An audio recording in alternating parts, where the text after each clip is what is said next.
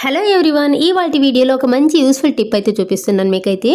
ఇప్పుడు చలికాలంలో అయితే నార్మల్గా కాళ్ళు చేతులు మొహం అంతా కూడా పేలినట్టుగా అయిపోయి పగిలిపోతూ ఉంటాయి కదా. అలాంటప్పుడు బయట కొన్ని మాయిశ్చరైజర్ కాకుండా అందులో కెమికల్స్ అయితే ఉంటాయి కదా, అలాంటి కెమికల్స్ ఉన్న మాయిశ్చరైజర్ కాకుండా ఇంట్లోనే చాలా ఈజీగా ప్రిపేర్ చేసుకుని అప్లై చేసుకోవచ్చు అనమాట. ఇది డైలీ స్నానం చేసిన తర్వాత కొద్దిగా అప్లై చేసుకున్నారనుకోండి, ఈ సమస్య అనేది ఉండదు. దీనికి ఏం కావాలంటే కొబ్బరి నూనె తీసుకోండి. జస్ట్ ఒక 2 చుక్కలు వేసుకోండి.